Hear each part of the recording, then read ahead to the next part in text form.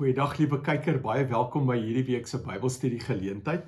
Ons is besig met Romeine 8 hierdie week en ons gaan net begin met die inleiding daarvan. Romeine 8 vers 1 tot en met vers 4. Maar voordat ons verder gaan, kom ons sluit die oë en bid ons saam. Vader, baie dankie vir hierdie dag en dit is my gebed dat U ook vandag saam met ons sal wees en dat U sal praat uit hierdie 4 verse uit wat sulke belangrike verse is. Vader, kom spreek in ons gees in, kom verander ons lewens waar dit nodig is. Ons gee aan U die eer hiervoor. In Jesus naam bid ons dit. Amen. Nou die teks gaan ouer gewoonte op jou skerm verskyn. Hierdie is nou eintlik maar die inleiding tot die verdere gedeelte en Paulus kom skryf Romeine 8 en dit word 'n baie belangrike hoofstuk, want hier sê hy, wat moet gebeur met my en jou as gelowige? Hy sê, omdat jy tot bekering gekom het en die Heilige Gees in jou woon en die Heilige Gees vir jou gegee is om jou te begelei in die volle waarheid, om jou aan Jesus se woorde herinner, sê hy, moet hierdie Heilige Gees, moet jy deur die werking van die Heilige Gees leef. Hy moet jou begin beheer en nie meer die eie ek nie meer my eie denke nie, maar die Heilige Gees. So 'n baie belangrike hoofstuk en Paulus bou 'n groot stuk van sy teologie hier op hierdie hele ding van lewe deur die Gees. Nou goed, die teks verskyn op jou skerm. Romeine 8 vers 1 sê hy, daar is dus nou geen veroordeling vir die wat in Christus Jesus is nie. So hy sê, vra vir jouself die vraag af, is ek in Christus Jesus? Is ek sy kind? Dan sê hy vir jou, goed, as jy sê ja, is daar geen veroordeling vir jou meer nie. Die duiwel kan jou nie meer veroordeel nie. Hy sê, want jy is veilig in Christus, jy is sy kind, hy het jou mos gevat uit die heerskappy van die duiwel, onder sy heerskappy geplaas, en jy leef nou in verbondenheid met Christus, en hy sê, daar is nou geen veroordeling nie, want jy is veilig in Christus, dit wat hy vir jou beplan het, vir jou lewe. En dan gaan hy aan, en hy sê, omdat jy onthou en weet, daar is geen veroordeling vir jou nie, hy sê, kyk nou wat het gebeur met jou, hy sê in vers 2, die wet van die Gees, wat aan jou in Christus Jesus die lewe gee, het jou vrygemaak van die wet van die sonde en die dood. Hy sê, toe jy tot bekering gekom het, het jy 'n nuwe lewe gekry. In die Grieks skryf het mooi, wat hy praat eintlik van 'n bios lewe, ons gewone natuurlike lewe, sê hy, nou, omdat jy vanuit God gebore is, het jy die Zoe lewe. Dit is 'n God gegewe lewe.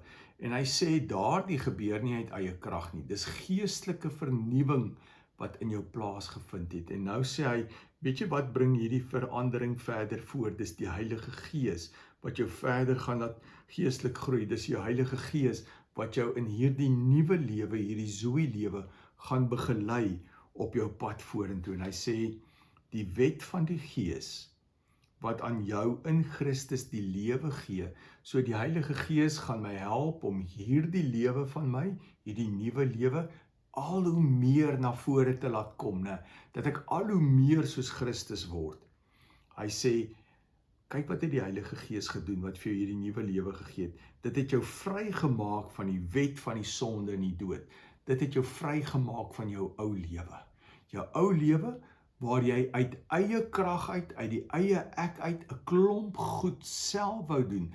Self 'n klomp goed wou doen ten einde in God se guns te kom.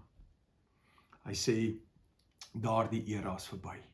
Jy is nou reeds in God se guns, hy het genade aan jou betoon deur jou te red, en sy Heilige Gees vir jou te gee, sy Gees is in jou, en hy sê nou, vir jou nuwe lewe, gaan die Heilige Gees jou begelei op hierdie nuwe pad. En dan gaan hy aan en hy sê in vers 3, wat hierdie wet nie by magte was om te doen nie, in terme van jou ou lewe, wat hierdie wet nie by magte was om te doen nie, omdat dit weens ons sondige natuur te swak was, dit het God gedoen.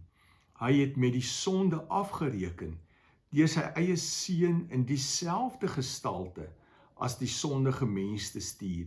So het hy die sonde in die sondige bestaan van die mens veroordeel. So 'n klomp goed wat hy hierso sê, hy sê, die eie ek, die ou mens, wat hierdie wette van God probeer nakom, ten einde die lewe te kan kry, ten einde eindelik die Zoe lewe te kan kry, wou ek al hierdie wette nakom, uit my eie krag uit. Hy sê, ek en jy, uit eie krag uit, was te swak om dit na te kom, want ons kon nie in God se guns kom nie, want ons het elke keer daarin gefaal, om hierdie wette 100% na te kom. En hy sê, weet jy, wie het dit toe kom doen?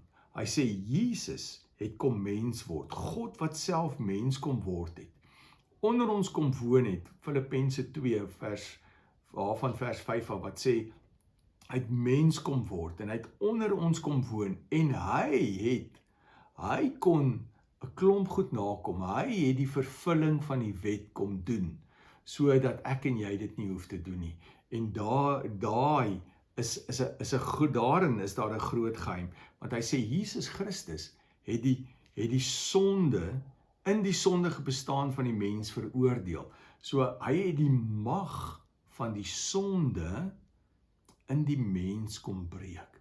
Die sonde gaan dus vir die gelowige nie meer die mag en die greep oor jou hê nie. Dis hoekom hy sê daar nie vir jou veroordeling kan wees nie. Sonde het nie meer daardie totale mag oor jou nie, want jy is vrygemaak. Jesus Christus het jou kom vrymaak. En nou sê hy maar, as jy dan vrygemaak is, begin lewe deur die instrument, deur God wat ek in jou geplaas het, deur die Heilige Gees. Laat toe dat die Heilige Gees nou jou lewe begin bestuur, jou denke begin bestuur, jou totale lewe bestuur en beheer. Hy sê, dit is waar die geheim lê, in die werking van die Heilige Gees in jou lewe. Hy sê in vers 4, nou kan ons aan die eise van die wet voldoen, ons wat ons lewe nie deur die sondige natuur laat beheers nie, maar deur die Gees. Hy sê, ek en jy wat van die Heilige Gees gebruik maak, hy sê, nou kan ons aan die eise van die wet voldoen. Wat was die eise van die wet? Dit was om in God se guns te kom, om vir God te wys, ons is goed genoeg. Hy sê, maar wat doen die Here nou? Hy het in jou kom woon deur die Heilige Gees, en die Heilige Gees kom help jou om al hierdie goed na te kom. En dis deel van die tweede verbond, van Esegiel 36, wat hy sê, wat doen ek nou met die wette? Al die goed wat ek graag wil hê moet nakom, wat jy uit eie krag uit probeer doen het, maar nie kon regkry nie. Hy sê, ek vat dit, en ek sit dit in jou hart. En die wonder daarvan is, ek wat God is, gaan deur die Heilige Gees jou nou nog help om hierdie goeders na te kom, om dit reg te kan leef. En dis die mooi van lewe deur die Heilige Gees. En Paulus gaan dit so mooi uitbrei verder in hierdie hoofstuk. So hierdie is maar net die inleiding tot wat hy verder sê in Galasiërs 8. So gaan terug, gaan lees weer ek het genoem Galasiërs, dis Romeine, gaan lees weer Romeine 8 vers 1 tot 4 en laat toe dat die Heilige Gees met jou werk daarin, want hy sê vir jou, daar's nie meer veroordeling vir jou nie. Jy wat veilig is in Christus Jesus. Hy sê vir jou, die Heilige Gees is in jou, begin gebruik maak van die Heilige Gees. En kom ons gaan leef dit uit, kom ons vra vir die Heilige Gees, om ons te begelei op hierdie pad. Want 'n mens moet groei en onthou die Heilige Gees is 'n persoon, hè? So ek moet aan hierdie verhouding met die Heilige Gees begin werk. So ek moet vir hom vra, kom leer my meer van u. Geef my 'n sensitiwiteit vir u werking. En mag die Here jou daartoe help. Kom ons sit so en dan sluit ons die oë. Vader, baie dankie dat u gekom het in Jesus Christus en dat u mens kom word het en dat u die volmaakte lewe kom lei het en dat u vir ons kom oorwinning behaal het, dat ons nie hoef te sterf nie, maar dankie dat u in ons plek kom sterf het en dankie dat u die mag van die sonde in ons lewens kom verbreek het. Heilige Gees, dankie dat u in ons woon en dat u ons begelei deur die lewe. Ons bid ook dat u ons in hierdie week sal begelei en leer ons hoe om in afhanklikheid van u te leef. Ons gee aan u die eer. In Jesus naam bid ons dit. Amen. Nou gaan kyk gerus na die Bybelstudie vrae hierna en Laat toe dat die Heilige Gees jou nog verder bedien deur daardie vrae. Dink daaroor na en kyk waar dit 'n verskil in jou lewe kan maak. En as die Here wil, gesels ons dan volgende keer van Romeine 8, daarvan vers 5 af, gesels ons saam. En mag die Here vir jou seën, mag jy 'n fantastiese week hê en gaan uit en gaan maak 'n verskil in hierdie wêreld. Groete, tot volgende keer.